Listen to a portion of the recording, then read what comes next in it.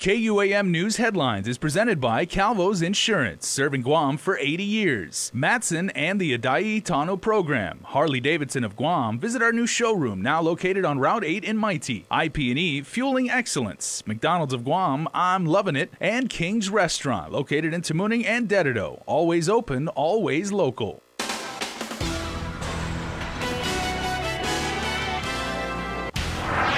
Ahead on Primetime, Highway Patrol investigators conclude a pair of deadly car crashes. 2 people are facing criminal charges separately. Plus, trial is underway for a man accused of sexually molesting a teen known to him. The victim takes the witness stand. And an emotional discussion unfolds as talks on the military buildup happen over at the Guam Museum. Hafa and good evening. We begin with an update to a serious crash that claimed the life of a 77-year-old man earlier this month. A 25-year-old woman is being charged for the death of Yunsuk Park. Charity Merle Alex is charged with vehicular homicide, vehicular negligence, imprudent driving, and no driver's license. It was on January 6th. Police responded to a 2-car crash on Airport Road. Investigators say Alex's car encroached onto the oncoming lane, then hitting the car that Park was driving. Park died several days later at the Guam Memorial Hospital from a broken neck and massive internal injuries. His death marked the second traffic-related fatality this year. The case has been handed over to the Attorney General's office for prosecution.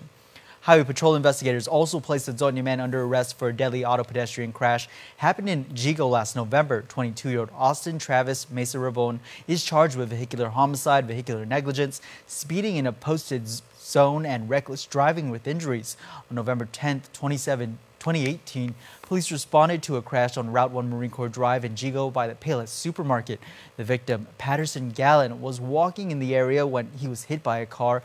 He was rushed to GRMC but didn't survive. Investigators determined that Gallen was hit while crossing Route 1 after Rabon suddenly changed lanes from the inner southbound lane onto the outer lane.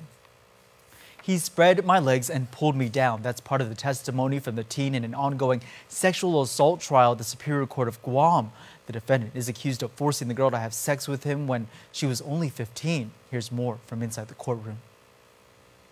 Denard Atalig is seen here walking into presiding judge Alberto Lamorena's courtroom just moments before his accuser takes the witness stand. The victim, now 17 years old, was called up by the prosecution.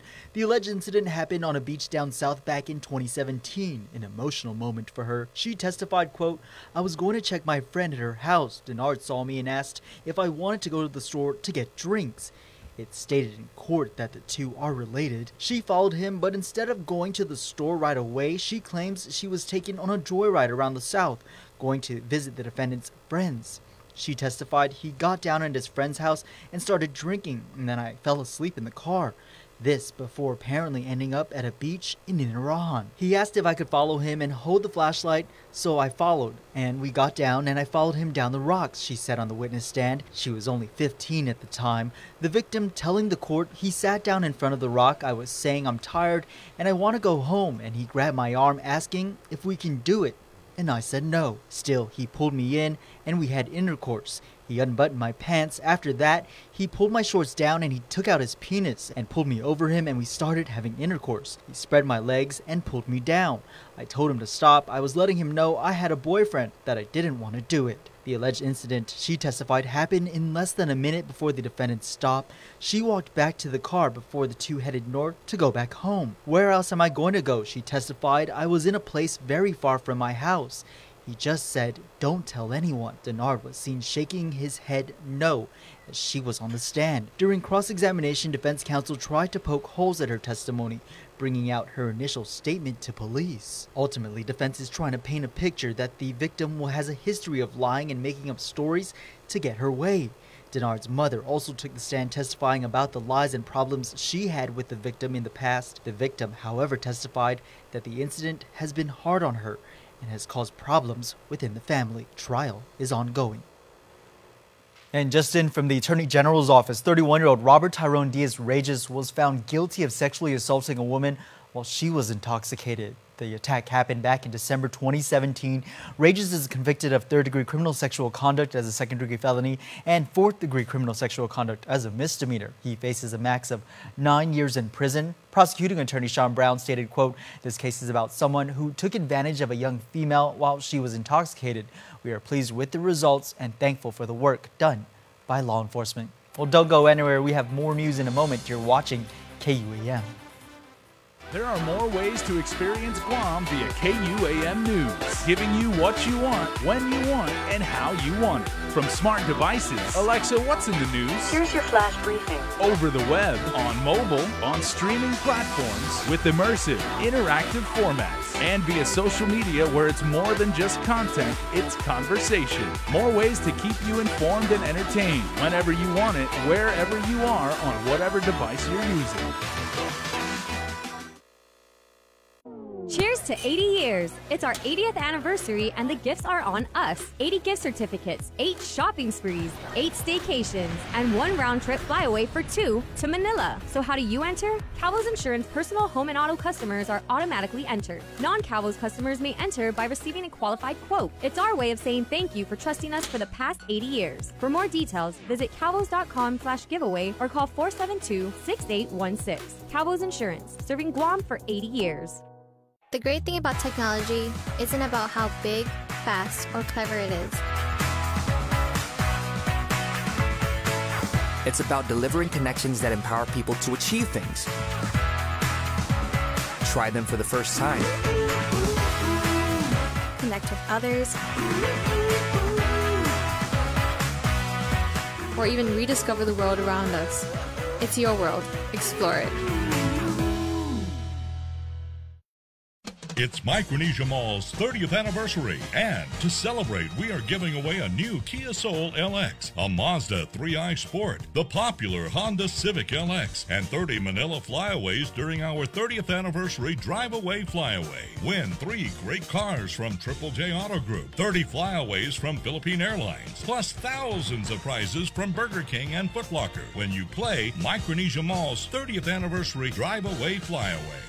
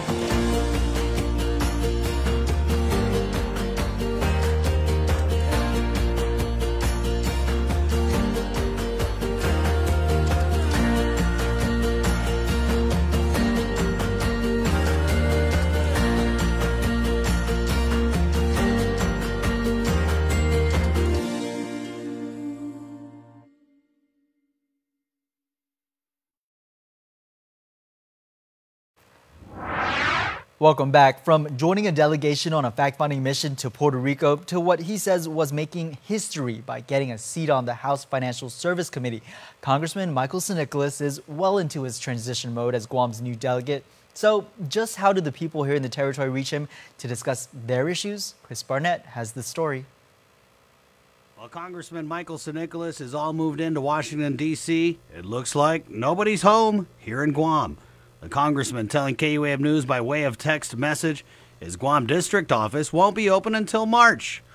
That means no local assistance for federal employees victimized by the shutdown, nowhere for veterans to get congressional help with their benefits, nowhere for Guam residents to go locally for info or help on a variety of federal issues like a pending ban on cockfighting, H-2B labor issues, real ID requirements for base access, or help with Social Security and federal retirement checks. San Nicolas telling KUAM News the Guam contact for his district office is Jennifer Nguyen, but the only way to get a hold of her is to call Washington, D.C. Nguyen, one of San Nicolas's top fans on Facebook, but we couldn't get an answer on FB when we tried. Our congressman says the delay in the opening of his district office is because of physical and communication security protocols, but former Congressman Robert Underwood says if that's the case, San Nicolas should give Guam constituents a way to have their concerns addressed right here at home. There's nothing to keep them from immediately organizing a temporary office. For now, San Nicolas wants Guam constituents with concerns to make a long-distance call to the nation's capital. If you call that number, you're going to call in the middle of the night, and it's just an answering machine. And that's just what we did. call today. Thank you for calling the Washington, D.C. office of Congressman Michael F.Q. St. Nicholas, representative of the beautiful island of Guam, where America's day begins. Underwood and other sources familiar with congressional offices tell us the biggest duty of a district office is to assist constituents with their needs on federal issues. Your federal representative is supposed to be your advocate on these issues. I don't know what they're doing in terms of constituent issues right now. It's no secret St. Nicholas has had a rocky transition, but the freshman congressman found the time to go on a Puerto Rico junket with 29 other colleagues and over 100 lobbyists. Underwood says more planning should have been done to open the Guam district office. We had a temporary office, and we set up a phone, and I hired 2 people, and they were working out of there, and then until we were able to ready the permanent office. And what about public accountability and transparency? St. Nicholas routinely ignores media requests and prefers to post to his base on Facebook. We asked Underwood if this hampers efforts to hold St. Nicholas accountable. In the absence of having a phone number and a direct contact, then they don't have to respond, or they can orchestrate their response, or they can wait a couple of days and see how it's going. But certainly you lose the immediacy of the moment. Sources tell KUAM News St. Nicholas's district office will be in Agotnia, and the space is currently being renovated. Well, in the meantime, you can make that long-distance call to 202-225-1188. But don't forget the time difference in Washington, D.C. Or you might have better luck hitting him up on Facebook. For Guam's News Network, Chris Barnett reports. More money for the military buildup. A $149 million contract was awarded to build 3 new training areas on Anderson. According to a Navy news release, the projects include a combat vehicle operator's course, a hand grenade range, and a ranged warehouse and communication tower. The Japanese government is providing the funding as part of the agreement with the U.S. to move Marines out of Okinawa. The contract was awarded to Cortec HDDC Kejima LLC of Tamuning. Completion is expected by November 2022. An informational hearing on military training in the Marianas found military reps in the hot seat last night. Chris Barnett has more. A second consultation hearing for the military's request for a new programmatic agreement for training in the Marianas held at the Guam Museum, with several senators, Chamorro, and community activists in attendance for the hearing, which was not publicly announced. Now, noticeably absent, Legislative Guam Military Buildup Chair Speaker Tina Muñoz Barnes. As expected, emotions running high at the meeting. State Historic Preservation Officer Linda Uggan crying at one point. Uggan fought back tears as she described how her role as SHPO doesn't allow her to express her personal feelings about military training and buildup issues. I cannot speak out. I have to act as SHPO. I have to look at the public interest. I have to look at their side. We are called a political subdivision in the record of decision. That's what we're called, a political subdivision. Guam and CNMI are political subdivisions. Subdivision, a Christina language subdivision. The military is seeking a renewal of a 2009 agreement for training in the Marianas. Same numbers of people and same activities that we've probably been doing here for decades. With the impending arrival of thousands of Marines and the military's request for a service danger zone affecting traditional fishing grounds and sites, it was clear those in attendance were not going to let military officials off the hook. If we don't want you to train here, why you continue doing it? Military reps saying training activities include small arms ranges, setting up airfields, helicopter rescue, underwater explosives training, intelligence, surveillance, and recon and drone training. While invited guests were told the breadth of discussion would include only this particular proposal, emotions ran high and testimony included talks on land taking, indigenous rights, World War II occupation, and what constitutes the environment. At one point in the meeting, it became clear the military asking for input from the people of Guam didn't even know what the indigenous people of Guam are called. You said, you're Chamorro background and you have a Chamorro. Guam's News Network, Chris Barnett reports. Counting Guam's homeless population happens every year. This time, Guam DOE is spearheading the count. A group of students from Liguan Elementary School in Dededa were all smiles collecting canned goods for homeless families across the island. Superintendent John Fernandez.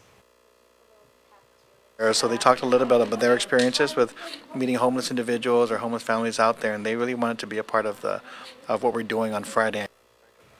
All day Friday, GDOE administrators and staff will volunteer to take the lead for the Guam Homeless Coalition point-in-time count. Angelina Cruz, chairperson for the count, says schools have collected over 1,000 canned good donations. We've found in previous years that there was over 300 children and youth below age 18. And so with DOE being so heavily involved, we really want to bring this awareness to our community. The information that we gather is used by various people, agencies, organizations, the legislature, to first of all apply for our continuum of care funds, which provides the funding for a lot of the direct service providers, and then also to develop from our government side programs and facilities to assist the homeless population. Data from the count goes towards serving our wider island community. Volunteers will be counting the homeless around the island tomorrow. Sports is next, but first, here's a look at your weather forecast.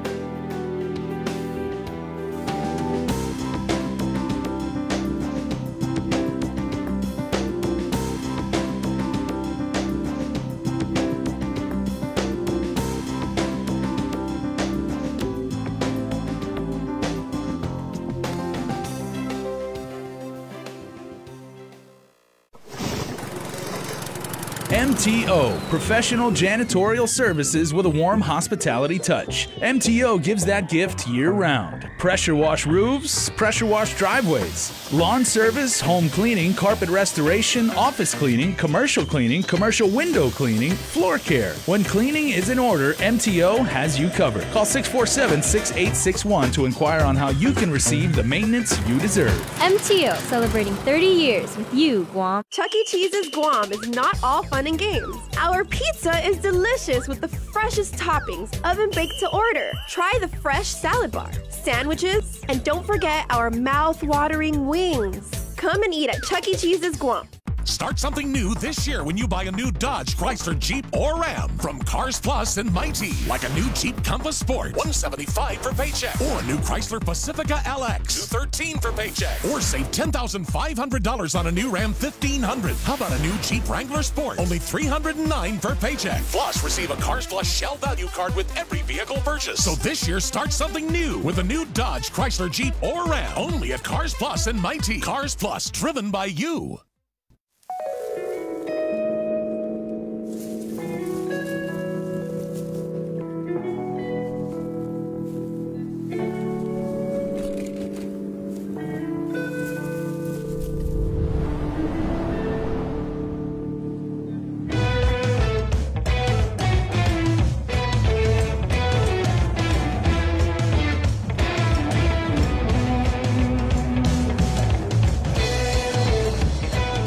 KUAM Sports is presented by Triple J.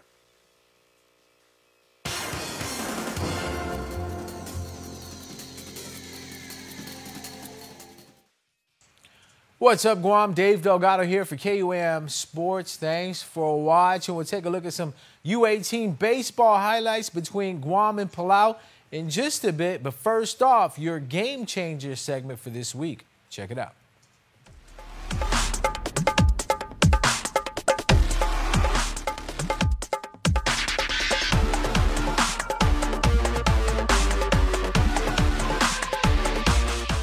Tony Canetti started from the bottom, now he's here. The father, Duenas Friars Sr., started as a junior varsity shooting guard on FD's basketball squad. He made the jump to varsity as a senior and played for Guam's U17 national team. Tony cracked FD's starting lineup as a junior and represented Guam in the FIBA 3-on-3 tournament in Malaysia. It's always a great feeling to put on a Guam jersey. Our coaches always explain to us too that it's an honor and it's like not a lot of people get to play nationals, so I always take every opportunity and make the most of it. Tony and the Friars are off to a 2-0 start, and if Tony gets his way, he'll leave FD with some hardware for the trophy case. My senior year, my main goal is to bring a championship home to FD, so you know, you have to always put in that off-season work, and especially losing weight, it always allows you to get faster, jump a little higher, run a little farther, so it's always good to get in the gym. Tony says he's been blessed to be part of the Friar Nation, partly because even if you're good at FD, you're always pushed to get better. I'm definitely going to remember my coaches the most, especially Coach Pelkey. He's always pushed me since I was a younger underclassman. He always saw potential, so if he sees me not doing what I'm doing, he'll for sure come get on my case, and then I'll know what I need to do after that. While Tony excels at hoops, he's also a hard worker off the court. He has a load of AP classes and maintains a 3.4 grade point average. My coaches and parents always implemented into us that school is always first, we're student athletes first, and we always need an education to get where we want to be in the future. So you always have to make sure you have good academics, stay focused in school, and then play basketball and everything else will all just come with it. Tony is a model citizen as well, giving back to the community through church service and community work, whether it's serving as an altar boy, feeding the homeless, helping friends with homework, or lending a hand in beach cleanups. Tony knows giving back is key. It's always great to help the community. You know, it always helps build your character too. It allows you to see like different things, allow you to expose you to different things like that, so you can see many of the things that go on in the world, because some of us are more blessed than others, so giving back is always a good way to build character. Tony is also active in ROTC in his time at FD. The ROTC program is a great program, especially for building leadership, and it also puts a lot of responsibility on you as well, because there's always events that need to be done and also things that have to happen. So ROTC really allows you to get better time management so that you could really manage all the things that you're doing. What's next for Tony? He says he'll continue to put academics first. I'd love to play at the next level, but if I don't, I'd really just like to stick to my academics. I like to study biology. I like medicine. I'd love to go into that field, so hopefully if I keep my grades up, I'll be able to do it. With his hunger to succeed and his ability to stay comfortable under pressure, there's no doubt Tony will make his mark where he's at and wherever he goes. And that's what makes Tony Kaneni a game changer. Now for some baseball from the U18 Baseball Confederation of Oceania Championships being played at the Paseo Stadium. Participating teams are defending champions Australia, American Samoa, Palau, New Zealand, and host country Guam. After hitting the field to finish their opener against Palau, Guam picked up the win via forfeit despite losing the game 5-2. Palau forfeited the game to Guam after an ineligible player was active during the game. Team Guam will hit the diamond tonight at the Paseo Stadium at 7 p.m. to face Australia. Australia is 0-1 after losing their opening game of the tournament to American Samoa 5-4. Guam enters tonight's game 1-1 after losing their second game to New Zealand via the 10-run mercy rule 13-3.